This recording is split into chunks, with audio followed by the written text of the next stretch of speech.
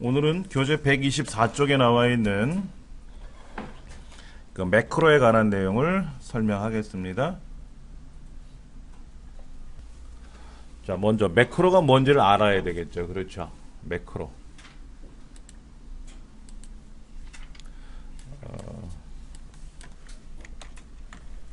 매크로라 그래요. 매크로. 마크로 이렇게 하는데 우리 책에서는 그냥 매크로라고 표현됐으니까 매크로라고만 할게요. 명령의 모음, 명령의 모음 이렇게 보시면 돼요. 예를 들어서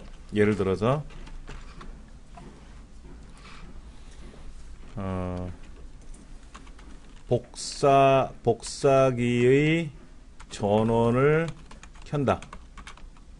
두 번째, 복사하고자 하는 문서를 복사기에 올려놓는다. 복사 매수를 설정한다.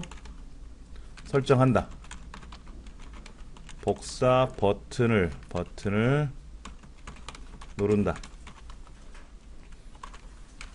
작업이 종료되면 전원을 끈다. 5가지의 명령을 실행시키는 거예요. 예를 들어서 이제 부장님이 그래요. 신입사원한테, 인턴한테 복사기 전원을 켜주세요.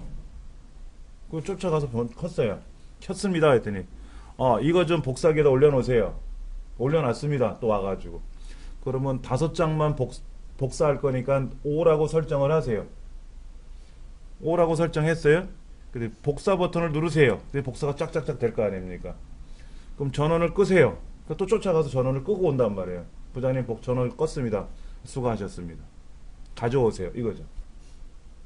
그 다음날도 됐는데 또 이 5가지를 시키는 거야. 그러니까 인턴 사원이 답답한 거야. 매번 보면 요 5가지를 시키는데 부장님 저 이거 할 줄 아니까는 그냥 복사 작업이라고 말씀을 해주세요. 그러면 제가 알아서 1, 2, 3, 4, 5 쫙 하고 가져올게요. 이런 거예요. 잘 아시네? 그럼 알겠습니다. 다음부터는 제가 이 5가지 명령을 일일이 부르지 않고 그냥 복사 작업이라는 일을 하세요. 라고 부탁을 드릴 테니까 그러면 이 5가지를 수행해서 오세요. 라고 하는 거죠. 이게 매크로예요. 매크로. 우리 책에 보시면은 125쪽에 뭐라고 되어 있냐면은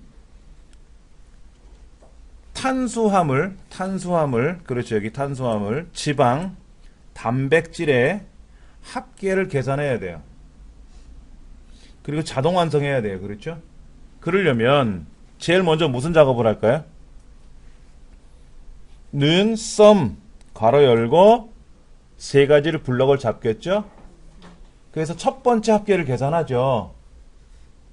그 다음에 두 번째는 뭐죠? 자동 채우기를 해서 쭉 내려야 되겠죠. 그렇죠? 그러면 합계 작업이 끝난 거지 않습니까? 그러면 일반적으로 합계 좀 계산해 놓으세요. 이러면 되는데 첫 번째 햄버거의 합계를 구하세요. 하셨습니까? 네, 했습니다. 그러면 자동 완성하세요. 자동 완성했어요. 매번 두 가지를 따로따로 시키니까 답답하다 이거지. 그러니까 합계 작업을 하세요. 거기에도 합계라는 매크로가 실행되도록 설정하시오라고 되어 있지 않습니까? 문제지. 그러니까 합계라는 일을 수행하세요라고 하면 알아서 착착착 할 텐데, 즉 아침 일과 둥근해가 떴습니다. 자리에서 일어나서 어쩌고 저쩌고 가방 메고 학교에 갑니다. 그게 아침 일과지 않습니까? 그럼 야 아침 일과 해야 돼. 그러면 알아들 텐데 눈 떴니? 이불 개고. 아기 때는 그렇게 하겠지만 매크로가 어떤 흐름인지는 아시겠죠? 자, 그러면 이 매크로를 하기 위해서는 상단에 개발 도구라고 하는 탭이 있어야 돼요. 개발 도구라는 탭이 없으면 안 됩니다. 그런데 기본적으로 개발 도구라는 탭이 안 보입니다. 그래서 보는 방법을 한번 해볼게요. 책에 보면은 뭐라고 되어 있냐면은 오피스 단추 눌러서 엑셀 옵션을 가세요. 그래요. 엑셀 옵션.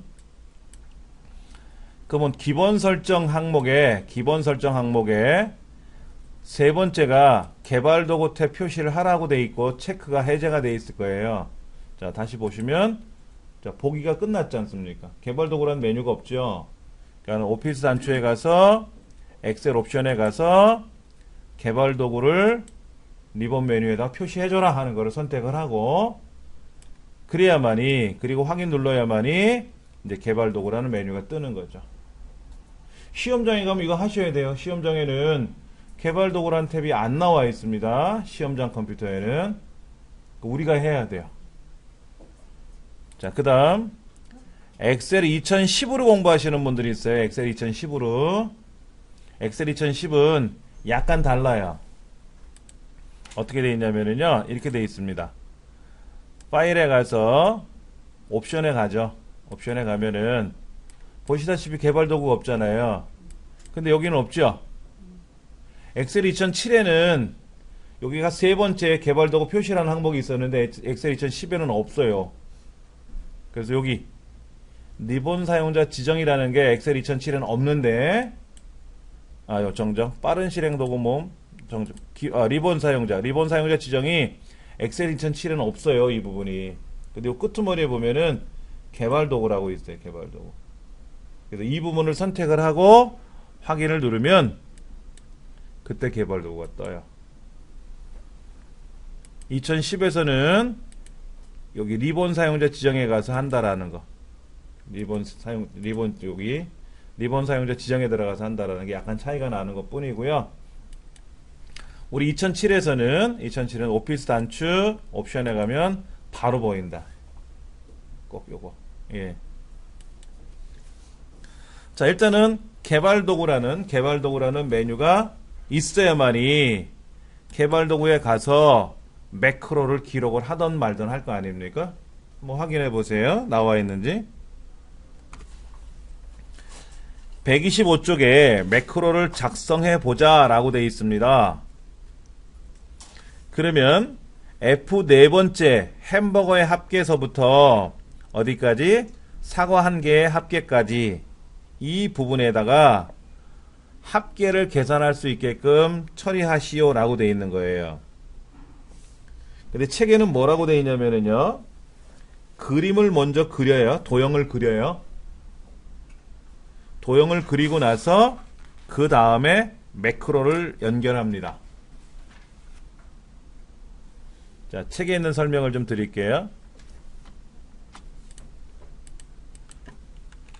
교재에서는 어떻게 하냐면 먼저 도형을 그립니다. 두 번째, 그린 도형에 매크로를 작성해요. 연결한다. 작성해서 연결합니다. 또 다른 방법이 있어요. 다른 방법이 하나 있는데 그거는 뭐냐면 매크로를 작성을 합니다. 그리고 도형을 그려요. 그 도형에 매크로를 연결합니다. 순서가 좀 다른 거죠? 순서가 다른데 그럼 어떤 게 좋은 거냐? 좋다 나쁘다를 떠나서 빠르기는 교재가 빨라요. 교재대로 하면 다못 1초라도 빨라요. 근데 중간에 실수하면 망칩니다. 못해요. 그때는 망치면은, 그러니까는 도형을 그리고 나서 매크로를 작성하다가 매크로가 잘못됐어요. 그러면 도형을 지우고 다시 작업을 하면 되느냐? 안 돼요. 힘들어요. 그래서 일단은 다른 방법을 설명을 드릴 겁니다. 먼저 매크로를 작성을 하고 매크로를 작성하다가 망치면 다시 매크로를 작성하면 돼요. 그리고 나중에 도형을 그리고 나서 연결만 하면 돼요. 어떤 이유인지 아시겠죠? 일단은 이대로 한번 먼저 해볼게요. 책에 나와 있는 대로도 연습을 한번 해볼 겁니다. 자, 먼저 이 책에는 뭐라고 되어 있냐면은 액자라는 도형을 그리라고 되어 있어요. 그리는 건 상관없어요. 그리는 거는 먼저 그리던 나중에 그리던 상관없어요. 예, 그리는 거는 아까 제가 말씀드린데 도형을 그리던 매크로를 작성하던 따로따로 작업하시면 돼요. 우리 책에는 그냥 자동 연결하게끔 연결을 해놔서 편리성은 줬는데 실수하면 망친다라는 거지. 예, 먼저 도형부터 그려볼게요. 삽입에 가서 도형에 가서 액자가 어디 있나요? 예, 여기 있네. 기본 도형 그룹에 보면 액자가 있어요. 그렇죠? 액자를 그려야 되는데 B13번째니까 어디죠? 여기네. 여기 B13번째인데 B13번째부터 C15번째까지 예, 그려야 되는데 이렇게 대충 그리면 안 된다는 거예요. 정확히 그려야 돼요. 정확히 그리는 방법은 뭐냐면 Alt 키를 누르고 그리게 되면은요.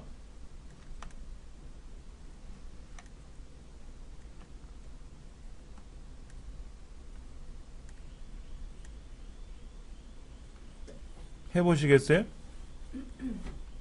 근데 제 컴퓨터가 Alt 키를 누르고 그리는데 지금 뭐가 문제가 생겼어요. 저는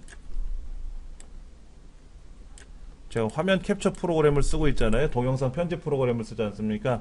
그거랑 충돌이 나서 그런지 예, 뭐가 좀 안 되고 있어요. Alt 키를 누르고 그리면은요, 요 셀의 크기만큼 자석에 끌리듯이 딱딱딱 끊어지면서 들어갈 겁니다. 한번 해보세요.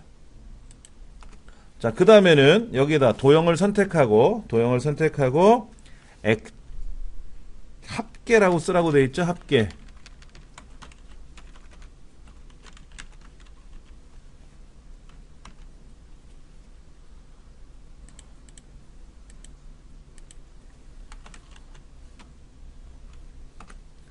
자, 합계라는 글자를 쓰라고 되어 있습니다. 그 다음에 이제 이 도형을 딸깍 누르면 합계가 촥 나오게끔 하라는 거예요. 근데 책에서는 어떻게 되어 있냐면요, 이렇게 되어 있습니다. 이 도형에다가 오른쪽 버튼 눌러서 매크로를 지정하라고 나와 있어요. 우리 책에는 126쪽 한번 가보세요.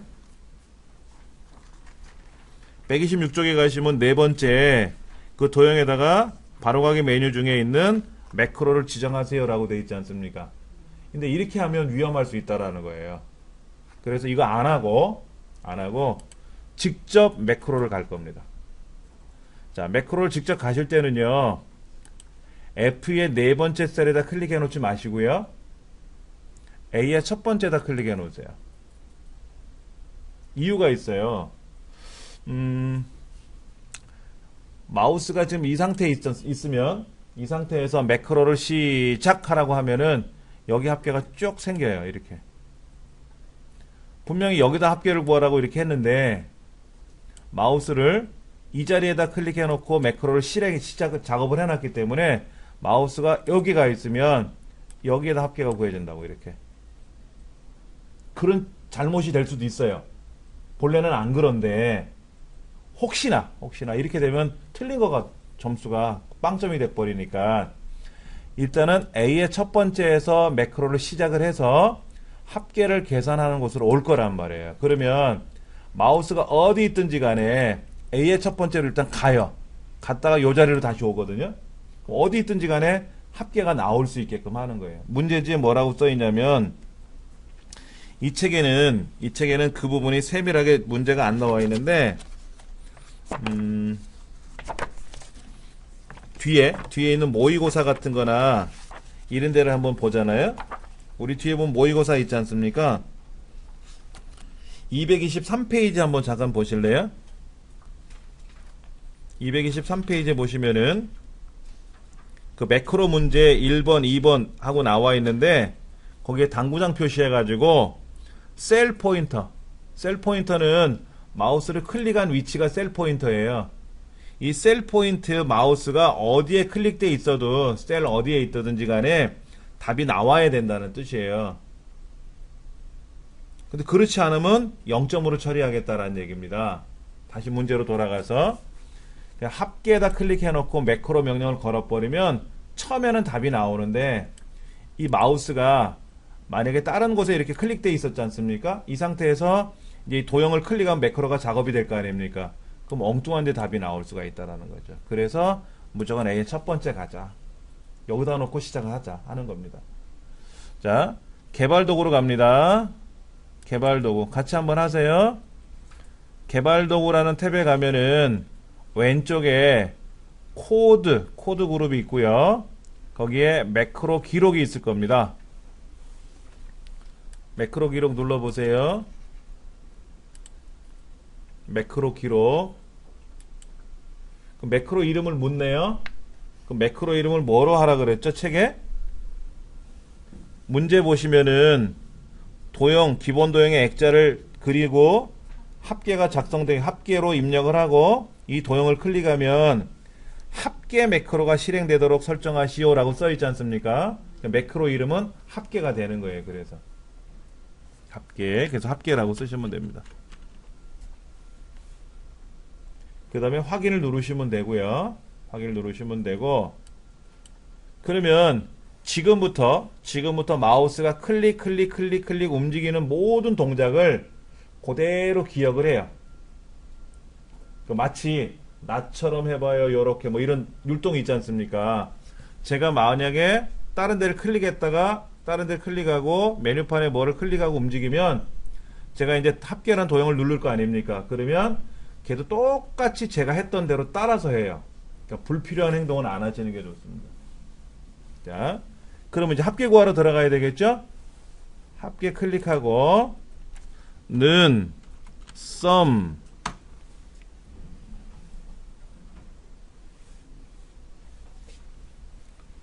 해야 되겠죠? 그래서 뭐를 해야 됩니까? 탄수화물, 지방, 단백질 3개의 합계를 구해야 되겠죠? 문제지에 써 있으니까. 그러니까 무게는 의미가 없는 거고요. 자, 엔터 치면 한 사람 하나의 식품에 대한 합계가 나왔죠? 그럼 얘를 뭐 하면 되죠? 자동 채우기 하면 되죠. 자동 채우기 하면 되죠. 그럼 합계가 쭉 나왔지 않습니까? 그럼 요대로 두셔도 돼요. 요대로 두셔도 돼요.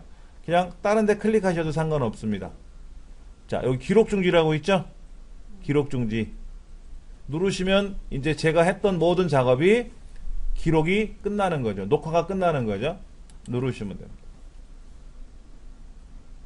그러면 됐어요. 그럼 됐는지 안 됐는지 한번 테스트 해봐야죠. 자, 요거 지워버리고요. 예, 지워버리고 여기 지워버리고 여기 보시면 매크로라고 있어요. 매크로 기록 말고 매크로 눌러보시면 우리가 작업한 매크로가 여기 있단 말이에요. 실행해 볼까요? 합계 나와요? 예. 다시 지워버리고. 자, 그러면 매번 합계를 구하려 그래.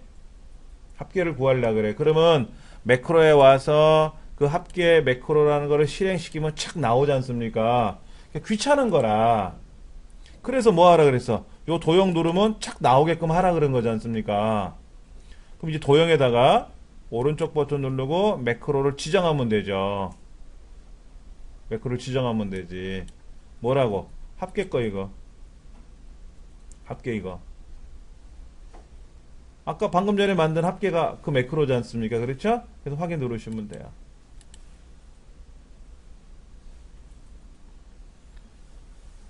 그러면 이렇게 도형에다 갖다 대면 손가락 모양이 나타나요. 자, 다른 데 한번 클릭했다가 가시면 되지. 자, 클릭 한번 해볼게요. 촥! 합계 나왔네.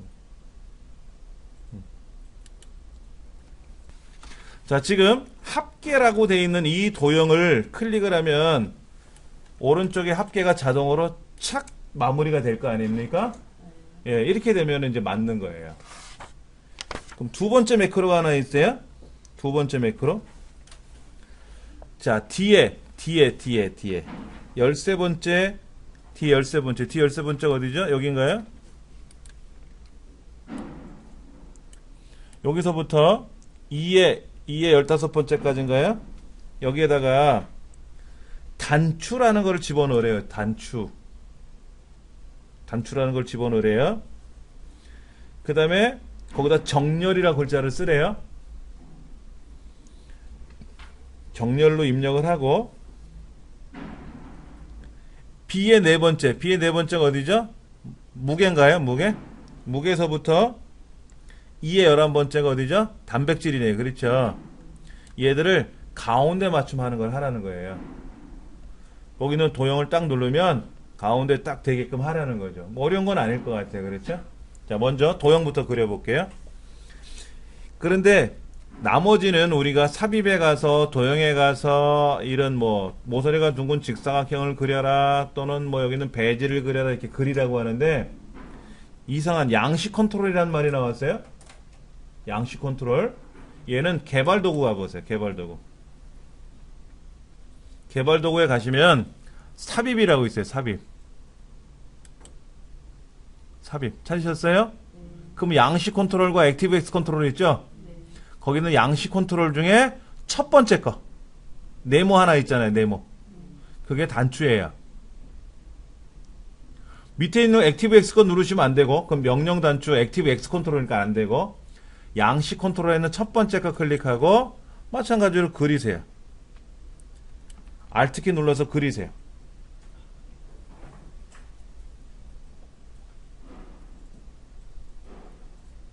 근데 여기는 매크로를 어떻게 하래요? 첫 번부터 지정하래요. 매크로를 지정하라고 되어 있죠? 난 매크로 만든 적이 없잖아. 정렬하는 매크로 아직 안 만들었잖아요. 그럼 그냥 취소 누르세요. 매크로를 만든 게 있어야 뭐 연결을 할 거 아닙니까? 그렇죠.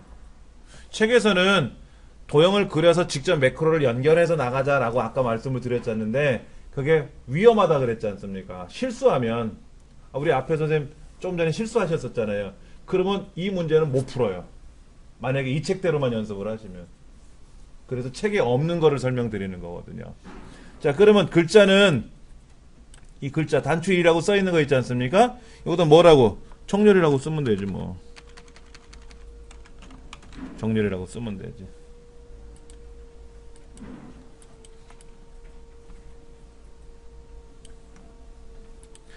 정렬 쓰셨죠? 그렇죠? 네. 자, 이제 정렬을 딸깍 누르면 여기 있는 게 가운데가 딱 정렬이 되게끔 하라는 거죠. 근데 그 매크로는 아직 안 만든 것 뿐이잖아. 이제 매크로 만들면 되죠? 자, 매크로 만들 때는 반드시 A의 첫 번째 가자.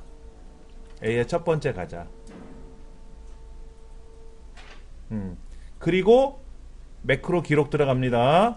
매크로 기록 들어가서 매크로 이름은 뭐라고요? 아니야, 서식 매크로예요. 서식. 매크로 이름은 서식을 하라 그랬어요. 그렇죠? 글자는 정렬인데 매크로 이름은 서식이라고 써 있어요. 책에. 예, 맞죠? 예. 자, 서식이라고 쓰시고 확인 누르면 이제 지금부터 움직이는 걸 그대로 얘가 인식한다는 거죠. 그러면 뭐 이거지. 아까 연습한 대로 예행 연습해 본 대로 얘를 홈에 가서 가운데 이름은 가운데 정렬 됐잖아요. 그렇죠? 블록 잡아서 가운데 정렬하면 되지 않습니까? 그리고 개발 도구에 가서 기록 중지 누르면 되지. 기록 중지. 기록 중지를 눌러야 매크로가 끝나는 거지 않습니까? 예. 자, 그러면 이제 얘를 딸깍 누르면 얘가 가운데 정렬이 되게끔 해야 될 거 아닙니까? 그러면 이 도형에다가 이 정렬이란 글자 말고 이 도형, 이 테두리 요렇게 됐을 때 여기다 오른쪽 눌러서 매크로를 지정하면 되죠. 이 도형에다가 이렇게 오른쪽 눌러서 매크로를 지정하면 되고 이때 매크로는 뭐다? 서식. 확인 누르면 되겠죠. 자, 그러면 이 부분 있죠. 이 부분을 홈에 가서요. 가운데 맞춤 아까 우리 했었지 않습니까? 다시 한번 누르면 글자는 앞으로 가고 숫자는 오른쪽으로 갈 거란 말이야. 원래대로 이제 돌려놓고 과연 정렬 버튼 누르면 얘가 탁 가운데로 오면 되지 않습니까? 눌러보세요. 가운데로 왔네. 그러니까는 자, 보세요. 제가 합계를 누르면 합계가 나오고 정렬을 누르면 정렬이 착 됐지 않습니까? 그럼 이제 완성이 된 거죠. 여기까지 한번 확인해 보세요. 매크로 아까 그 매크로 기록을 가면 매크로를 기록할 수 있게끔 이렇게 나올 겁니다. 그렇죠? 이때 이 책에서 합계 매크로를 실행되도록 설정하시오. 그럼 합계라고 쓰면 되고, 서식 매크로가 실행되도록 설정하시오. 그럼 서식이라고 쓰면 되는 거죠. 그러면 매크로의 이름을 설정하는 방법이 있어요. 실기시험에서는 지정되는 이름만 쓰면 되지만 필기시험에서는 물어본단 말이야. 예. 우리 그 이름 상자에다 이름 등록하는 거 아시죠? 뭐 했었죠? 숫자로 시작할 수 없다. 맞죠?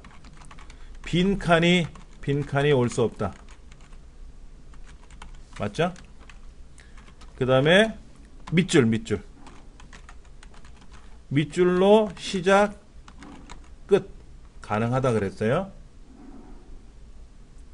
그러니까는 특수문자도 올 수가 없어요. 특수문자. 예를 들면 이런 거죠. A B 가로 열고 A B 뭐라고 해야 될까? 골뱅이 C 이렇게 매크로 이름을 만들어라. 이건 안 된다는 거죠. 그 다음에 합계 느낌표 이렇게 만들 수는 없다 이거죠. 이런 기호를 쓰면 안 돼요. 그러니까 영문자, 숫자, 대소문자 다 사용할 수 있는데 문제는 숫자로 시작할 수 없으니까 반드시 글자로 시작을 해야 되고, 그 다음에 빈칸은 올 수가 없고요. 그런 게 좀 있다라는 거. 자, 그 다음 여기 보시면 컨트롤 K 여기 K가 아니라 컨트롤 다음에 뭐를 쓰라고 되어 있어요. 그렇죠? 그러면 아까 우리 매크로 있지 않습니까? 여기 매크로에 가면 합계 매크로, 원위치 매크로는 제가 삭제할게요. 합계 매크로, 평균 매크로, 서식 매크로가 있는데 이 매크로에 옵션에 가보면 여기 컨트롤 S라고 제가 쓸 거예요. 컨트롤 S. 자, 소문자로 S를 쓸까요? 컨트롤 S. 그 다음에 서식은 여기 가운데 정렬하는 거죠. 서식에는 뭐라고 할 거냐면은 C라고 해볼게요. C. S하고 C로 해볼게요. 자, 그러면 우리가 합계를 누를 때 얘 눌렀었잖아요. 이렇게. 근데 아까 여기다 뭐라고 했었죠? 컨트롤 S. 그렇죠. 키보드에서 컨트롤 S를 누르면 합계가 작동되게끔, 방금 전에 여기다가 이 합계란에다가 S자 컨트롤 S 누르면 합계가 작동되고 명령을 걸었지 않습니까? 자, 그 다음에 얘들 가운데 정렬하는 건 아까 뭐라 그랬죠? C라 그랬죠? 그럼 컨트롤 C 누르면 가운데로 왔지 않습니까? 그럼 보세요. 얘를 블럭 잡아서 우리가 컨트롤 C 누르면 뭐가 돼요? 복사를 해야 되잖아. 컨트롤 C가 복사지 않습니까? 근데 컨트롤 C가 뭐로 변해버렸어요? 서식 가운데 정렬하는 명령어로 바뀌어버렸지 않습니까? 그러니까 컨트롤 C 누르면 복사라는 기능이 안 되는 거예요. 그래서 매크로에 있는 명령이 엑셀에서 제공하는, 윈도우에서 제공하는 명령보다 우선권을 갖습니다. 그러면 이제 컨트롤 A 누르면 뭐가 돼요? 전체 선택을 해야 되죠. 보세요. 컨트롤 A 전체 선택 됐지 않습니까? 그런데 제가 평균 구한다고 이 매크로에다가 평균 구한다고 컨트롤 A 누르면 어떻게 돼요? 요 자리에 평균이 착 바뀌었을 거 아닙니까? 컨트롤 S 누르면 원래 컨트롤 S가 저장 명령이거든요. 저장 버튼 누르는 거. 근데 그 명령이 하나도 작동이 안 되는 거예요. 그건 알고 계셔야 돼요. 그러면 어떻게 하면 좋을까요? 만약 합계를 구하라 그러면 대문자 S를 쓰면 어떨까? 대문자 S. 컨트롤 쉬프트 키 눌러서 S 누르면 대문자잖아요. 예, 이렇게 대문자를 써주고, 평균 구하는 거는 대문자 A가 나오게끔 하고, 서식은 컨트롤 C 대문자 C가 나오게끔 하면, 제가 그냥 컨트롤 소문자 S 누르면 저장 명령이 걸리게 되고, 컨트롤 A 누르면 전체 선택이 되겠지만, 컨트롤 쉬프트 A를 누르면 어떻게 돼요?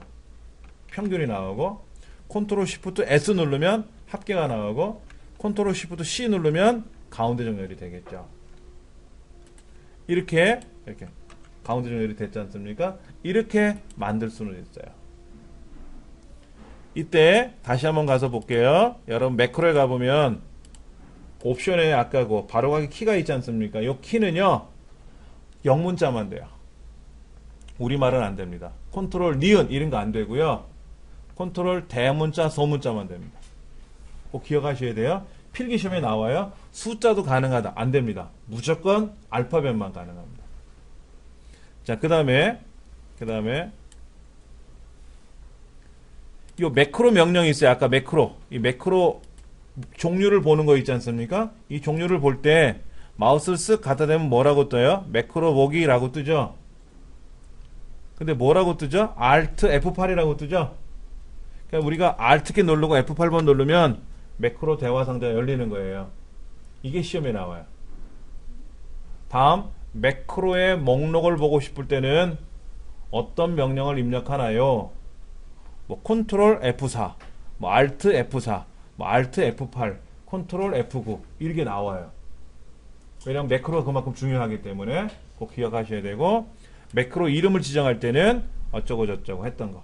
뭐 필기 공부하면서 다시 설명할 거니까는 일단 이렇게만 기억을 하시면 될 것 같고요. 128페이지에 나와 있는 문제를 한번 풀어보죠. 뭐 한 번 더.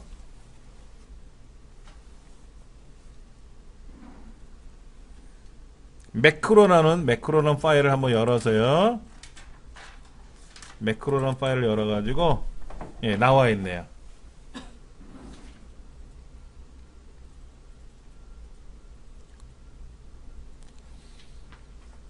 뭐라고 써있냐면 최대값을 먼저 구하래요. 자동합계 아이콘을 이용해서 구하라고 되어 있는 건 뭐냐면 이거예요. 여기 보세요. 홈에 가면 여기 자동합계라고 있죠. 여기 있는 최대값을 누르면 착 알아서 이렇게 나와요. 그냥 는 맥스라고 써도 되겠지만 이렇게 요걸 하래요. 그럼 하시면 되지 뭐. 그냥 시그마를 누르면 안 돼요. 이거 누르면 합계가 되고 여기 화살표 눌러서 최대값 이거 하라는 거죠. 그 다음에 둥근 직사각형을 그려가지고 그 둥근 직사각형 클릭하면은 합계가 착 나오게끔 하라는 겁니다. 또 하나는 십자형 도형을 그리는데 여기 어디야? 매매가에 요거 화폐 단위 보이시죠? 이렇게 화폐 단위 얘가 나오게끔 하라는 거예요. 무슨 의미인지 아시겠죠? 자, 그러면 지금 이 두 문제를 한번 풀어보세요. 먼저 최대값. 근데 최대 매매가라고 하는 매크로를 생성하라고 되어 있으니까 매크로 이름은 최대 매매가가 되겠죠? 삽입에 가서 도형에 가서 모서리가 둥근 직사각형을 그리고 G4부터 그 다음에 H5까지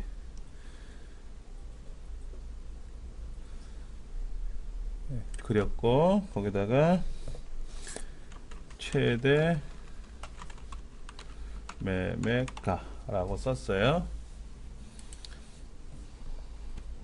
그 다음에 얘를 클릭하면 최대 매매가가 나오게끔 개발 도구에 가서 매크로 기록 최대 매매가 확인 누르고 이제 계산하기 위한 자리로 와서 홈 탭에 있는 최대값 그렇죠? 엔터를 치면 답이 나왔죠. 그렇죠?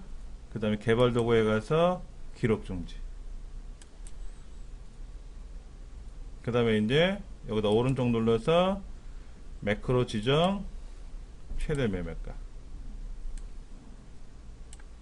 자, 그럼 이제 얘를 지우고 제가 최대 매매가라는 도형을 클릭하면은 착 나왔네요. 그렇죠? 예. 두 번째 매크로. 삽입에 가서 도형에 가서 기본 도형 그룹에 있는 십자형을 G7에서부터 어디까지? H의 9까지 이렇게 그려놓고 여기다가 서식이라는 글자를 쓰래요. 서식. 그래서 얘를 딱 클릭하면 2의 5부터 12번째 밑에 것까지 뭐가 회계 표시가 쫙 나오게끔 하라는 거죠. 자, 그럼 무조건 A의 첫 번째로 이제 가서 A의 첫 번째로 가서 개발 도구에 매크로 기록. 이때 매크로 이름은 서식. 확인 누르고 이제 블럭 잡고 홈에 와서 화폐 단위 눌러주겠죠. 그렇죠? 자, 이제 끝났으니까 개발 도구에 가서 기록 중지. 자, 이제는 이 서식에다가 서식 도형에다가 매크로를 서식으로 연결을 할 겁니다. 자, 그러면 이 부분 합계도 지워야 되고요. 이 부분이 뭐로 돼 있었냐면 하여튼 1번으로 돼 있었죠. 1번 이렇게 돼 있었죠. 그렇죠? 그러면 이제 최대 매매가 합계 나왔고요. 서식 됐죠. 그렇죠? 버튼 누르니까 딱 됐단 말이에요. 그렇죠? 예, 그러면 두 문제 맞춘 거죠. 두 문제가 5점, 5점, 10점이에요. 1번 매크로, 2번 매크로가 두 문제인데 이때 뭐 도형을 그리고 뭐를 하고 근데 그 중에 뭔가 하나 틀렸어. 뭔가 어디가 빠졌어. 그럼 부분 감점이 아니라 그냥 틀린 거예요. 부분 감점이 없어요. 예. 이 시험 문제가 우리 뒤에 이렇게 기출 문제를 보면 마지막에 이렇게 나오는데 각 5점 하고 써 있어요. 1번 문제 5점, 2번 문제 5점 이렇게. 그러니까 지금 뭐 특별히 어려운 거는 없었어요. 그냥 처음 보신 거라서 다시 한번 정리하면 먼저요. 도형을 그리고요. 매크로를 먼저 작성해도 되고 도형을 먼저 그려도 돼요. 그리고 두 가지가 완료가 되고 나면 이제 도형에다가 매크로를 연결해 주시면 되죠. 연결하시면 돼요. 예. 근데 책에 있는 대로도 한번 해보세요. 책에 있는 대로 한번 해보시는데 연습이 잘 되시고 나면 책대로 하시면 빠르지. 다모도 1초라도 빠르다 그랬어요. 제가. 예. 자, 이제 차트 들어갑니다. 예. 차트 보도록 하겠습니다. 차트는 엑셀과 연관된 시험. 그러니까 우리 커말 자격증이라든지 ITQ 자격증이라든지 뭐 이런 DIAT 자격증이라든지 또는 엑셀하고 상관없는 파워포인트 시험이라든지 한글 시험이라든지 이런 사무용 프로그램 시험에서는 반드시 나오는 게 차트예요. 아래 한글로 보는 자격증에도 차트가 나와요. 워드에도. 파워포인트 자격증에도 차트가 나와요. 그만큼 차트가 중요한 겁니다. 그러니까 이론적인 필기시험에 나오는 요 내용들은 제가 필기시험 공부할 때 따로 말씀을 드리겠지만 시각적인 거를 통해서 내용을 표출한 거다. 그렇게 생각하시면 됩니다. 책에도 그렇게 써 있죠? 예. 자, 그러면 파일을 한번 열어서 해볼게요. 학교별 매출.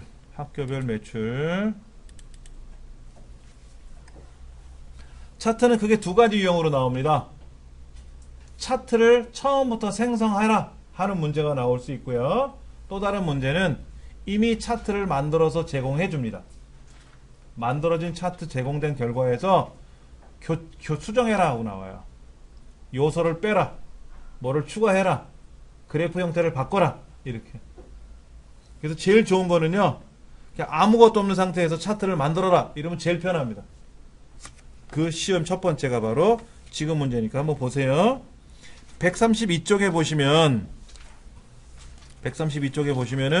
결과가 나와 있을 거예요. 그렇죠? 항상 차트 문제는 결과를 보여줍니다. 결과를 보여줘요. 자, 팀장의 호봉과 급여 비교를 하라. 이런 식으로 결과를 보여주는 거예요. 예. 그 다음에 화면 밑에 보시면, 책 밑에 보시면, 뭐, 이학순이, 정찬훈이, 이기찬이니, 박광철이니, 이 사람들이 팀장들인가 봐요. 그리고 호봉이 8호봉, 9호봉 해갖고 급여가 얼마다, 이렇게 출력을 하라는 거죠. 그런데, 호봉은 커봤자 12호봉이잖아요. 100호봉 이런 거 없지 않습니까? 근데, 급여액은 얼마예요? 100만 원이 넘어가죠. 200만 원 이렇게 넘어가지 않습니까? 그러면 100이라는 숫자, 50이라는 호봉 숫자랑 7자리 숫자, 급여액이랑 너무 많이 차이가 나기 때문에 하나의 그래프로 출력이 안 돼요. 그래서 하나는 꺾은 선으로 보이고 하나는 막대 그래프로 보이고 그리고 하나는 왼쪽에 있는 숫자로 보고 하나는 오른쪽에 있는 숫자로 보고 그래서 나눠놓고 시험 보게끔 하거든요. 이게 가장 많이 나온 유형입니다. 예. 자, 그러면 지금 우리 책에 여기를 한번 볼까요? 141쪽 141쪽을 보시면은 우수학교 매출 목표라고 돼 있어요. 이렇게 만들라는 거죠. 그렇죠. 지금은 결과 화면을 보여주질 않아서 좀 불편하게 돼 있는데 책에 있는 대로 따라서 하나씩 해볼게요. 자, 우수학교 매출, 우수학교라고 되어 있는데, 그럼 우수학교가 뭐냐 하는 거죠? 책에 보니까 이렇게 되어 있어요. A 플러스 등급과 A 플러스 등급. 이것만 갖고 하는 것 같아요. 그러면 보세요. 학교, 등급은 빼고, 학교명 K학교. 그 다음에 B학교까지 블럭 잡고, 컨트롤 키 눌러서 E학교, G학교, T학교. 그렇죠? 다시 처음엔 그냥 드래그해요. 3줄. 그 다음에 컨트롤 키 눌러서 또 밑에 있는 거 클릭, 또 클릭. 그 다음에 이제 수량과 매출액도 집어넣으라고 하니까는 수량과 매출액 한꺼번에 블럭 잡을게요. 3줄 2칸. 그 다음에 13과 31,000. 그리고 3과 18,000. 그 다음에 30과 15,000. 그럼 다중블럭이 되는 거죠. 그렇죠. 다중블럭이 되는 거죠.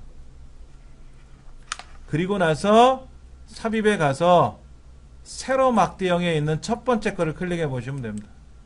요렇게 그래프가 나올 겁니다. 여기까지 확인 한번 해볼게요. 자, 이제 차트가 만들어졌으니까 그게 뭐냐면은 133쪽에 네 번째 묶음세로 막대형을 하는 거예요. 그럼 우리는 그냥 묶음세로 막대형을 하라고 했으니까 한 것뿐이지 않습니까? 그렇잖아요. 그럼 실제 시험장에 가서는 뭐를 해야 될까? 써 있어요. 무슨 그래프로 하세요 라고. 자, 그 다음에 이 차트가 선택되어 있는데 오른쪽 끝에 가보시면 차트 이동이라고 되어 있어요. 그렇죠. 차트 이동. 그걸 누르라고 되어 있죠? 눌러보세요. 그 다음에 여기 새로운 시트에다 출력하라 라고 되어 있어요. 새로운 시트에다가. 여기 차트 1이라고 쓰여 있지 않습니까? 차트 1이라고 쓰여 있는데 실제 시험장에는 제가 이 책에 있는 시험 문제를 통해서 봤을 때는 새로운 시트에다 출력하는 경우는 없어요. 어디다 출력하냐면요 그냥 취소하시고 예를 들어서 A의 17번째부터 뭐 G의 뭐 30번째까지 위치해 놓으세요. 뭐 이런 식으로 나와요. 얘를 끌고 가실 때는 알맹이를 건드시면 안 되고요. 이 테두리선 있죠. 테두리선을 끌고 Alt키를 눌러서 끌고 가시면 돼요. Alt키를 눌러서 끌고 가시면은 차트가 셀의 크기만큼 위치만큼 딱딱딱 끊어져서 들어갈 겁니다. A의 17서부터 G의 30까지 오게끔 해보세요.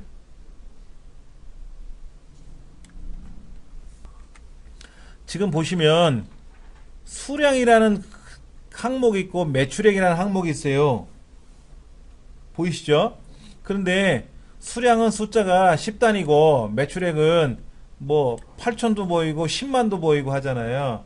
그러니까는 수량이란 눈금은 숫자는 보이지도 않는단 말이에요. 그럼 매출액을 선택해라. 그럼 매출액은 선택이 가능하죠. 근데 수량은 선택이 가능해요? 안 돼요. 안 보이잖아. 그때는 여기 가시는 거예요. 여기. 레이아웃이나 레이아웃. 저 위에 차트 도구에 레이아웃이 있죠? 가시면 왼쪽에 여기 왼쪽에 가시면은 매출액 말고 수량을 선택하라고 하면 밑에 수량이 선택이 됩니다. 밑에. 여기 막대 그래프가 왼쪽에도 하나 있어야 되고 오른쪽에는 있는데 왼쪽에 좀 비어 있지 않습니까? 칸칸마다 그게 작아서 안 보이는 거니까. 그래서 여기 수량을 선택해라 그러면 수량이 보이진 않지만 선택은 되거든요. 근데 다행히도 우리 시험에는 뭐를 가지고 하래요? 눈에 보이는 매출액을 갖고 하래요. 매출액 보이니까 클릭하면 되지 뭐. 그리고 마우스 오른쪽 버튼 누르셔도 되고 차트 변경 아니면 여기 차트 종류 변경도 있어요. 그렇죠. 그 다음에 얘를 꺾은 선으로 바꾸라는 거죠. 꺾은 선으로. 그러면 여기 차트 종류 변경에 가서 꺾은 선을 선택하면 돼요. 꺾은 선을. 차트 종류 변경 아니면 마우스 오른쪽 버튼 눌러서 차트 종류 변경 누르면 세로 막대 밑에 꺾은 선이라고 있지 않습니까? 꺾은 선에 보면은 반드시 네 번째 게 선택돼요. 그 네 번째 걸 하셔야 되고요.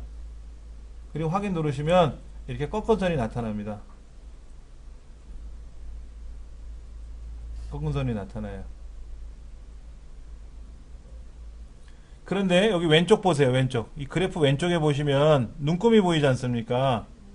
근데 눈금이 수량과 매출액이 이 왼쪽에 있는 눈금을 같이 보는 거예요. 그러니까 수량은 막대로 보여야 되는데 너무 작아서 안 보이고 매출액만 뻘쭘히 보이지 않습니까? 그래서 책에는 또 뭐라고 요청하냐면 수량은 왼쪽에 있는 눈금을 볼 거니까는 두고 이 빨간 그래프, 막대 그래프, 꺾은 선 그래프를 오른쪽으로 눈금을 하나 더 만들어라 이런 얘기가 나오는 거예요. 그래서 보조축으로 가세요 라고 하는 거죠. 보조축. 보조축으로 보낼 때는 컨트롤 1번 누르세요. 컨트롤 1번은 셀 서식이었죠? 엑셀에서 차트 작업을 하다가 뭘 꾸미고 싶어. 무슨 작업하다가 뭘 꾸미고 싶어. 뭘 꾸미고 싶어요? 그게 컨트롤 1번이에요. 자, 컨트롤 1번 누르니까 보조축 뜨네? 그 보조축 누르시면 됩니다. 그 다음에 얘는 닫지 않으셔도 돼요. 그냥 옆에다 치워놓으셔도 돼요. 치워놓으셔도 돼요. 자, 그랬더니 이제는 보이지 않았던 수량 막대가 왼쪽에 보여요. 눈금으로. 오른쪽에는 꺾은 선으로 보이고 오른쪽 눈금은 꺾은 선으로 보이는 거고 왼쪽 눈금은 막대 그래프가 보이는 거죠. 예. 우리 135쪽에 보시면 135쪽에 뭐라고 했냐면은 차트 종류를 꺾은 선으로 바꿨어요. 근데 그 꺾은 선 중에서는 반드시 네 번째 것만 해요. 우리 시험에는.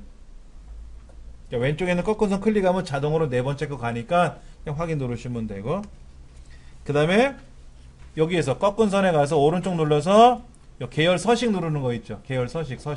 그게 컨트롤 1번이라고. 여기도 있어요. 여기도 서식이 있습니다. 서식. 네, 메뉴판에도 있어요. 근데 컨트롤 1번이 빠르니까 컨트롤 1번 누르세요라고 한 거고. 보조축으로 보냈더니 어떻게 됐어요? 보기 좋게 잘 된 거죠. 제목이 없어요. 제목이 없잖아. 제목을 만들러 갈게요. 자, 디자인에는 디자인. 차트를 작동을 시키면은요, 이 차트에만 있는 메뉴가 세 가지가 있는데, 첫 번째가 디자인 요소예요. 디자인 요소. 레이아웃은 개별적으로 꾸미는 거고요. 개별적으로. 서식은 말 그대로 색깔을 넣고 좀 꾸며줄 때 쓰는 거고요. 자, 그 레이아웃에 가보면 제목이 없다니까 차트 제목 넣으라고 항목이 있습니다. 차트 제목. 누르시고 두 가지가 보이네요. 밑에 차트 위. 만약에 차트를 중간 거를 눌러주면은요, 이 보세요. 차트에다 제목이 덩그러니 놓여 있으면 보기 싫잖아요. 그래서 차트 위. 그러면 차트가 제목이 생기면서 알아서 위치가 조정이 돼요. 그럼 이제 글자를 쓰시면 되죠. 우수학교 뭐시요?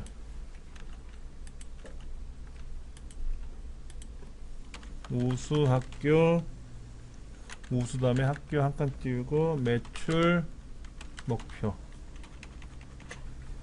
차트 제목을 만들어 주시면 되고요.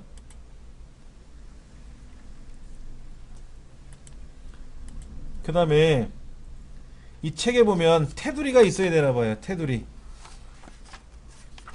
우수학교 매출 목표라는 여기 테두리가 없죠.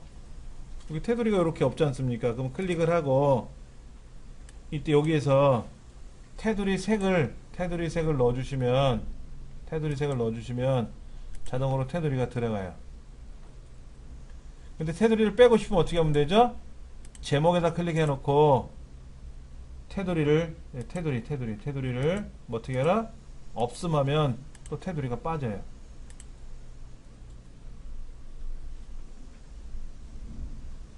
테두리 뭔지 아시겠죠? 그 다음에 여기다가 노랗게 칠을 하고 싶어요. 그럼 채우기죠. 채우기. 그럼 단색 채우기에 들어가서 단색 채우기 색깔을 뭐 노랗게 칠하면 되고 이렇게 안 칠할 것 같으면 채우기 없음하면 또 빠져나오고. 그러니까 이 창은 어떻게 열렸다고요? 내가 꾸미고 싶은 거를 선택하고 컨트롤 1번 누르면 자동으로 열리고요. 만약에 마우스를 클릭을 하면 이제 다른 데를 위치를 해서 제가 뭐 다른 데를 클릭하면은요 알아서 얘도 바뀌어요. 얘가 이렇게 막 알아서 바뀝니다. 요소를 클릭하면 알아서 자기가 바꿔요. 자, 그 다음 지금 뭐가 있냐면은요 중간에 위치를 좀 바꿔보면 140페이지 한번 보세요. 140페이지 140페이지에 뭐가 있냐면 오른쪽에 수량과 매출액이라는 글자가 보이는데 파란색, 하늘색 막대 그래프 수량이고 빨간색 꺾은 선은 매출액입니다 라고 표시가 되어 있죠. 이 여기를 범례라 그래. 범례. 근데 범례가 지금 책에 보면 어디로 가 있어요? 위로 올라가 있죠. 그럼 범례를 클릭하세요. 그럼 자동으로 이렇게 뜹니다. 여기에. 그럼 위로 올라가요. 자기가. 오른쪽에 있던 애를 위로 내가 마우스로 드래그해서 보내는 게 아니라 위쪽으로 갈게 그러면 자기가 위로 가고 오른쪽에는 다른 거로 메꿔줘요. 알아서.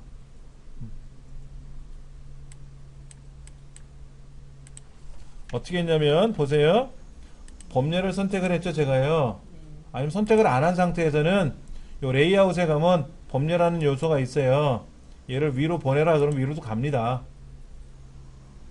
근데 아까 우리 컨트롤 1번 누르는 거 있었잖아요. 컨트롤 1번 누르시면 범례, 아까 제목을 사용할 때는 제목 서식으로 돼 있고 범례를 클릭하면 범례 서식으로 변해요. 그럼 범례 서식 안에는 이 범례에 해당하는 것만 보이는 거니까 첫 번째가 위치라고. 위치.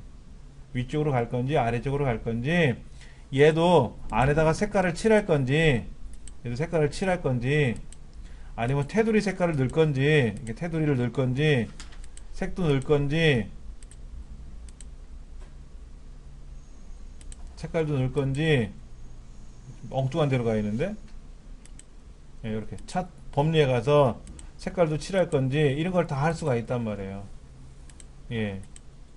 그러니까 위치는 오른쪽에 있던 애를 위로 올려라 그러면 알아서 가고 오른쪽에 있던 애는 다른 애가 자리를 메꿔주고 다 할 거니까는 예. 자, 그러면 여기를 한번 마우스를 갖다 대 볼게요. 지금 제가 선택하고 있는 자리가 차트 영역이라고 떠요. 차트 영역. 여기는 차트 제목이고요. 아까 여기는 범례였다 그랬죠? 범례요. 범례. 범례는 두 가지가 보이네요. 수량이라는 계열이 있고 매출액이라는 계열이 있어요. 그리고 이 그래프 안에 있는 막대를 선택하면 예, 수량 요소 K 약조값 35하고 이렇게 떠요. 막 내용이 자세히 뜹니다. 이 꺾은 선을 갖다 대면은 매출액 요소에 어디 거고 하고 이렇게 자세하게 설명이 나오고요. 그 다음 눈금선 보이세요? 중간에 눈금선? 가로 눈금선이 보이죠? 그 마우스 쓱 갖다 대면 뭐라 그래요? 눈금선, 주 눈금선 하고 떠요. 그 다음 왼쪽에 보면 숫자 값이 보이고 오른쪽에 숫자가 보이는데 왼쪽에 있는 애를 주축이라 그래요. 주축. 오른쪽을 보조축이라고 부릅니다. 그래서 왼쪽은 축값이 있어요. 축값. 세로축이고 세로가 돼 있으니까 세로축이고요. 밑에 학교 명칭은 가로로 돼 있으니까 가로축이라 그래요. 그런데 숫자가 적혀 있으면 갑축이라고 부르고 글자가 들어가 있으면 항목축이라고 부릅니다. 그러면 가로 항목축도 있지만 세로 항목축도 있어요. 세로 항목축도 있어요. 그러니까는 가로에 있으니까 가로축이고 글자가 있으니까 항목축이고 세로에 있으면 세로축이고 숫자가 있으니까 갑축이고 근데 왼쪽에 있으면 주축 오른쪽에 있으면 보조축 아래쪽에 있으면 주축 위에 있으면 보조축. 근데 여기 보니까 이 40이라는 숫자가 35, 25라는 숫자가 뭔지를 모르죠.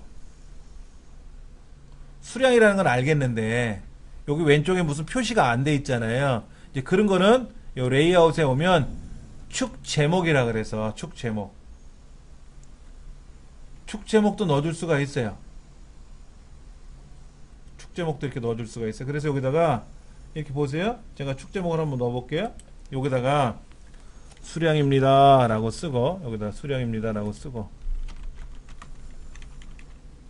그 다음에 축 제목 보조축에 가서 여기다가는 매출액입니다 라고 쓰고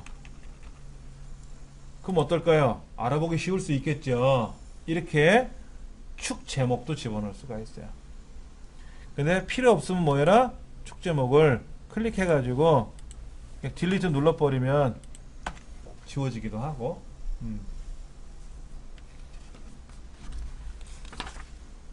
지금 138쪽에 보면은 축 제목을 집어넣으라고 나와 있어요. 축 제목이 왼쪽이 수량이라고 써 있는데 어떻게 한다고요?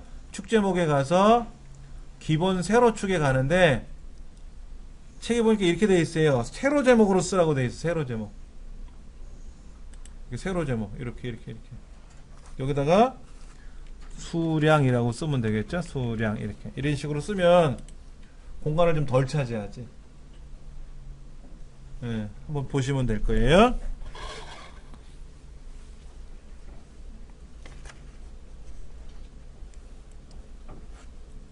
그 다음에 오른쪽에도 뭘 집어넣으라고 되어 있어요? 매출액 이렇게 그러니까 축 제목에 가서 보조 세로축에 가서 만약에 이렇게 썼으면 어떻게 될까요?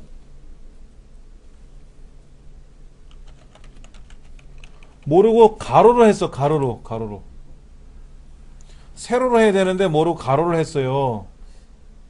그러면 여기 제목 서식이지 않습니까? 아까 제목, 축 제목, 차트 제목, 축 제목 그랬죠? 그럼 맞춤에 와서 얘를 세로로 가요. 가로로 그러면 가로로 되고 그리 어려운 거는 아닌데 여러분들이 엑셀에서는 컨트롤 1번 누르시면 웬만한 건 다 꾸밀 수가 있어요. 예를 들어서 합계를 구하시오, 평균을 구하시오, 부분합을 구하시오, 피벗 테이블을 하시오. 이거는 메뉴판에서 하는 거죠. 메뉴판에서 하는 거지 않습니까? 근데 그렇지 않고 어느 요소들의 위치를 값을 바꾸고 색깔을 넣어주고 꾸미는 거는 무조건 컨트롤 1번 누르시면 돼요. 그러면 이 메뉴판 안에 다 들어있습니다. 다 들어있어요. 그래서 저도 어떤 걸 꾸미라고 하는 문제가 있을 거 아닙니까? 제가요, MS 워드로 자격증 시험 본 적이 있어요. MS 워드로. MS 워드 여러분 해보셨어요? 아래 한글은 많이 해보셨죠? 아래 한글을 1000번 하면 MS 워드 한 번 하나 그래요, 저도. 많이 안 해봤어요. 근데 MS 워드로 시험을 보라고 하는데 아래 한글 갖고는 한 30분이면 풀 것 같은데 MS 워드로 했더니 한 3시간 걸리더라고요. 기능 찾느라고, 메뉴판 찾느라고. 그렇게 해서 처음에는 3시간 풀었고 그 다음에는 2시간, 1시간 반, 1시간 20분, 1시간 줄더라고요. 그래서 1시간 줄어든 거 확인하고 나서 시험장에 갔어요. 그냥 아니나 달라 한 1시간 걸리더라고. 연습을 거기까지만 했으니까. 그런데 엑셀에서는 컨트롤 1번이지만 MS 워드나 파워포인트는 컨트롤 1번이 안 눌려지거든요. 그럼 어떻게 하면 돼요? 무조건 오른쪽 버튼 눌러서 서식이라고 있지 않습니까? 이거 누르면 돼요. 그럼 이 메뉴판 가지고 다 꾸미는 거거든. 다 꾸미는 거예요. 그래서 그렇게 어렵지 않게 한 적이 있어요. 여러분도 충분히 가능하시니까 너무 겁을 내거나 그러지는 마세요. 지금 어느 부분이 우리가 좀 미흡한가 봤더니 이 부분이 생겼어요. 이 부분. 교재 141쪽에 와서 보시면은요, 이 부분이 좀 누락되어 있는데 뭐냐면 이런 겁니다.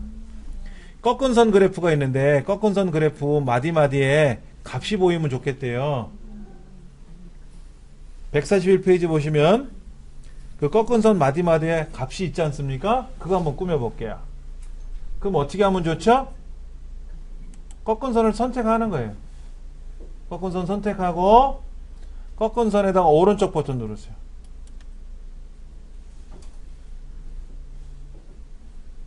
그럼 추가라고 나오나요? 레이블 추가? 예, 그 누르시면 됩니다. 근데 추가가 됐죠? 오른쪽에 됐죠? 그러면 얘는 위로 올라가야 되잖아. 그러면 그 값에다 선택하고 컨트롤 1번. 값을 지정할 때는 컨트롤 1번이 아니라 오른쪽 버튼 눌러서 뭐를 추가해라 명령을 걸고, 그랬더니 추가가 됐는데 위치가 엉뚱한 데가 있잖아요. 그럼 꾸며야 되잖아. 컨트롤 1번. 여기 뭐라고 되어 있어요? 오른쪽으로 가 있다고 나와 있네. 어디로? 위로. 그럼 위로 올라가잖아. 편해요. 되게 쉽다고. 그 다음에 이 차트를 자세히 보시면 여기가 각이 져 있죠. 그러면 차트를 클릭하고 테두리 스타일 가보실래? 테두리 스타일. 이 테두리에 둥근 모서리를 선택하는 부분 있나요? 눌러보세요. 그러면 여기 그래프 여기 차트가 모서리가 둥글게 들어갑니다. 자, 그 다음 이 꺾은 선 있죠. 꺾은 선이 너무 각이 졌어요. 딱딱딱딱 각이 졌어요. 그래서 얘를 부드럽게 한번 해보고 싶어요. 그럼 꺾은 선을 클릭하면 꺾은 선 나와 있죠. 여기에 선 스타일 완만한 선이라고 보일 겁니다. 얘를 선택해주면 뭐가 돼요? 부드럽게 돼요. 시험에 이런 요소들이 나오거든요. 그럼 일단은 지정되어 있는 거를 선택해서 꾸밀 때는 컨트롤 1번. 뭐를 지정을 해야 돼. 값을 넣어줘야 돼. 그러면 상단에 있는 레이아웃에 가서 뭐 범례 위치를 바꾸거나 축 제목을 넣거나 또는 오른쪽 눌러서 레이블 추가 이렇게 해주는 거고, 그 애를 위치를 조정하거나 색깔을 바꾸거나 모양을 낼 때는 컨트롤 1번. 예. 그렇게 하시면 일단 해결이 됩니다. 또 한 가지 143페이지 보시면은 이 오른쪽에 나와 있는 매출액 값이 너무 커요. 매출액 값이 너무 커서 얘를 1000단위로 줄이래요. 1000단위로 줄이래요. 지금 143페이지 보시면 그렇게 쓰여 있을걸요? 100단위로 줄였나 여기는? 100단위로 줄였네. 그러니까 45,000 같으면 얼마로? 450이 되게끔 하라는 거죠. 한번 해볼게요.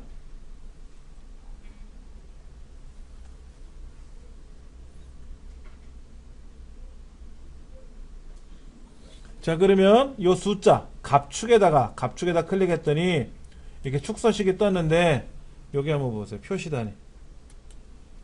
표시를 1000단위로 바꾸면 뭐가 될까요? 1000분의 1로 줄고요. 표시 단위를 100으로 들면 어떻게 돼요? 100분의 1로 줄어요. 어딘지 아시겠죠? 네, 어딘지. 우리 책에 보시면 143페이지에 나와 있는 내용을 그대로 옮겨놨는데, 예. 자, 옮긴 건 좋아요. 근데 문제는 이 글자죠, 이 글자. 이 글자가 어떻게 됐어요? 돌아갔잖아요. 돌아갔지 않습니까? 그러면 그 글자에다가, 이 글자에다 클릭하고, 맞춤에 가면 되지, 맞춤. 맞춤에 가면, 얘가 위치가 어떻게 돼 있어요? 가로. 이게 돌아가 있잖아. 210도 돌아가 있잖아. 가로 그러면 제대로 보이겠지, 뭐. 아직 이런 경험을 많이 안 해보셔서 그런 거죠. 저는 엑셀에 대한 경험을 많이 했기 때문에, 컨트롤 1번 누르면 웬만하면 다 된다. 꾸미는 거는 다 된다 하는 거죠.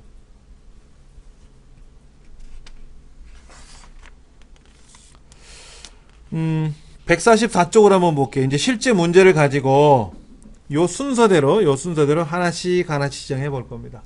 예. 자, 실제 문제지 열어 볼게요. 차트라는 파일을 열어 놓고 시작할 겁니다. 예, 이렇게.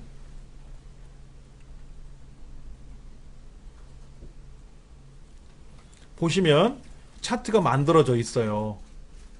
이거를 이제 꾸미는 거예요.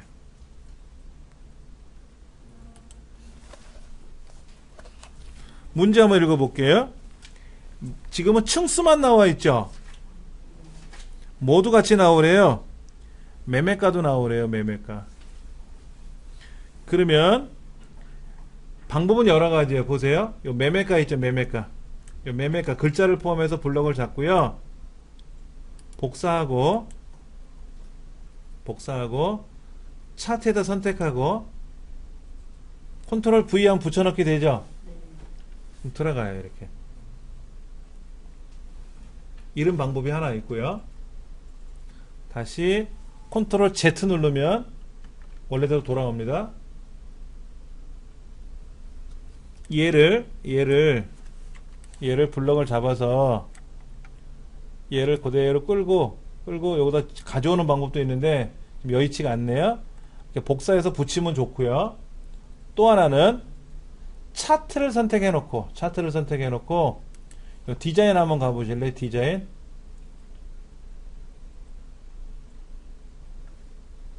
여기 디자인 보이시죠? 그럼 왼쪽에 보면 데이터 선택이라고 있을 겁니다. 자, 데이터 선택을 눌러가지고 층수와 매매가라는 거를 다시 블럭 잡아보세요. 층수와 매매가를. 아까는 층수만 이렇게 되어 있었는데 층수와 매매가를 같이 블럭 잡아보세요. 그럼 차트에 더 들어갈 거예요. 걔가. 취소.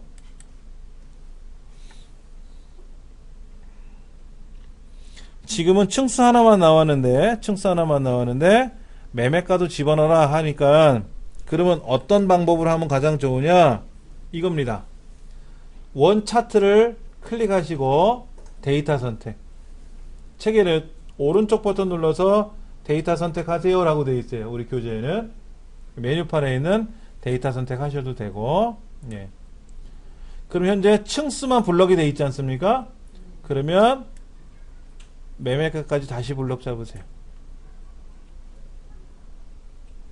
그럼 층수와 매매가 같이 블럭이 들어갈 겁니다. 그렇죠? 그리고 확인 누르시면 이제 포함이 다 됐어요. 네. 그 다음에 매매가 빨간색 매매가네요. 그렇죠? 얘를 뭐로 바꾸래요? 꺾은 선으로 변경하고 보조축으로 넘기라고 되어 있죠? 1번 문제지에 1번 문제 내용이 그겁니다. 자, 그러면 차트 종류 변경 들어가서 꺾은 선으로 바꾸고 꺾은 선을 선택을 해서 컨트롤 1번 보조축 이렇게 나온다는 거죠.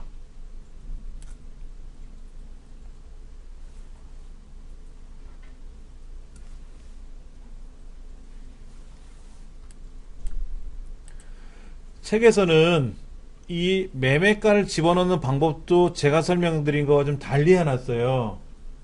오른쪽 145쪽에 보시면은 뭐 추가를 눌러가지고 블럭을 잡아서 이름도 넣고 뭐라고 쓰고 자시고 하는 게 나오는데 이거 너무 불편해요, 솔직히. 그냥 블럭 잡으시면 돼요. 블럭 잡으시면. 그럼 알아서 그 블럭 안에 포함돼서 들어가고. 자, 막대 그래프라고 둘 다 나왔는데 그 중에 빨간색으로 되어 있는 막대 그래프를 차트 종류를 변경했어요. 뭐로? 꺾은 선으로 바꿨지 않습니까? 그리고 나서 걔를 선택한 후에 컨트롤 1번 누르면 이렇게 기본축이었던 애가 보조축으로 간단 말이에요. 그러면 층수는 왼쪽에 있는 막대 숫자로 보이고 매매가는 오른쪽에 있는 숫자로 보이겠죠. 네, 따로따로 보이게끔 한 거죠. 자, 그 다음 이 꺾은 선을 어떻게 하래요? 선 스타일에 가서 완만하게 하래요. 부드럽게. 선 스타일에 가서 완만하게 하래요. 그럼 부드럽게 움직이겠죠? 예. 그 다음에 차트 제목이 없네요. 차트 제목이 없지 않습니까? 그럼 어디로 가야 돼요? 레이아웃에 가서 차트 제목에 가서 차트 위 이렇게 딱 생기지 않습니까? 그럼 써야지 뭐. 층별 거기다 클릭하고 층별 매매가 안내. 자, 글자를 쓰고 나서는요, 테두리 선 보이세요? 테두리? 귀찮으시면 밖에 나가세요. 밖에 나갔다가 제목을 다시 클릭하세요. 이 안에 글자가 커서가 껌뻑껌뻑 들어가 있는 상태에서 뭐를 해줘야 되냐면 궁서 굵게 20 지정해야 되는데 이때 아무리 홈에 와서 궁서 20 굵게 하면 안 되거든요. 이 전체를 블럭을 잡으시든지 아니면 밖에 나갔다가 다시 제목을 클릭하면 제목 자체가 선택이 되거든요. 그러면 이제 글꼴을 궁서 20 기본적으로 굵게는 되어 있어요. 차트 제목은 기본값이 굵게 되어 있어요. 굵게는 안 하셔도 되겠고 화면 보시면 아실 수 있겠지 뭐. 크기를 20으로 하래요.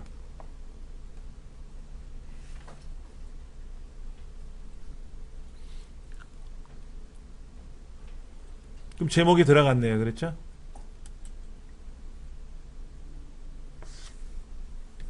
현재 차트 세 번째 문제까지 한 거예요. 네 번째 보시면 매매가 계열이 뭐예요? 빨간색 막 꺾은 선이죠. 그 중에 제일 큰 애가 어떤 거예요? 얘죠. 여기 제일 꼭대기에 올라온 애지 않습니까? 그 표식을 클릭하면 하나만 선택되는 게 아니라 다 선택돼요. 이때 한 번 더 클릭해 보세요. 한 번 더. 그러면 나머지는 해제가 되고 제일 꼭대기 거 하나만 다시 선택이 될 겁니다. 이때 여기다 뭐 하래요? 오른쪽 버튼 눌러서 레이블 추가. 레이블 추가하면 그 값 들어가죠. 그렇죠? 이렇게 들어가면 됩니다. 그 다음에 왼쪽에는 축제목 안 넣고요. 오른쪽에도 축제목 없는데 밑에 가로 항목 축제목 넣으래요. 항목은 글자가 있는 데죠. 몇 층 돼 있는 거. 그러니까는 레이아웃에 가서 축제목 아래, 축 아래 제목 여기다 뭐라고 쓴다? 층수라고 쓰래요. 층수라고 쓰래.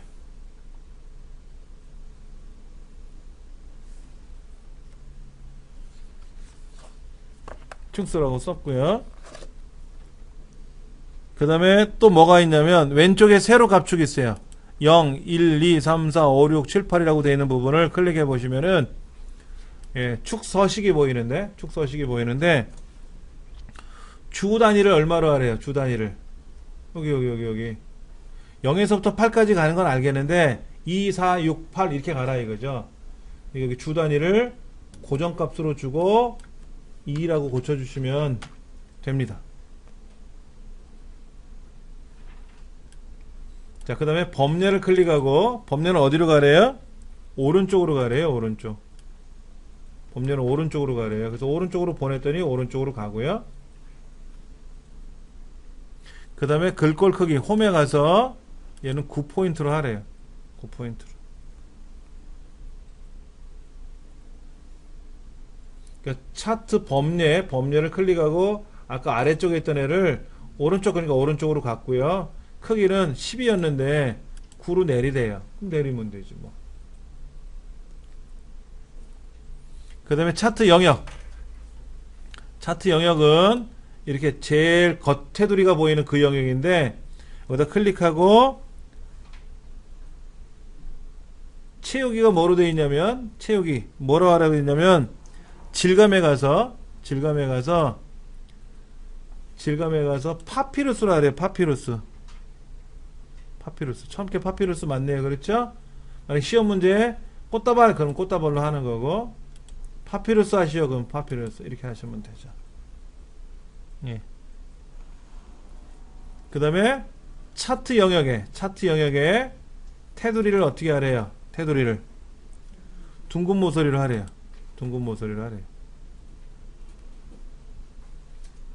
그 다음에 그림자는 어떻게 하라고 되어 있어요? 그림자 클릭하고 오프셋 아래쪽이죠? 그 오프셋 아래쪽을 하래. 오프셋은 바깥쪽이라는 뜻입니다. 다른 거는 안쪽이라고 표현되어 있는데 예, 바깥쪽이라고 안 나오고요. 오프셋 아래쪽은 바깥쪽 아래쪽이라는 뜻이에요. 오프셋 아래쪽이니까 그림자가 어떻게 생긴다는 뜻이에요. 요 밑으로 이렇게 생긴다는 거죠. 밑으로. 예. 그러니까 이 책에서 요구하는 대로 그냥 클릭을 해서 바꿀 거를 바꿨어요. 그렇죠. 그렇게 하시면 해결이 다 되는 겁니다. 그랬더니 이제 차트가 완성이 된 거죠. 하지 마시고.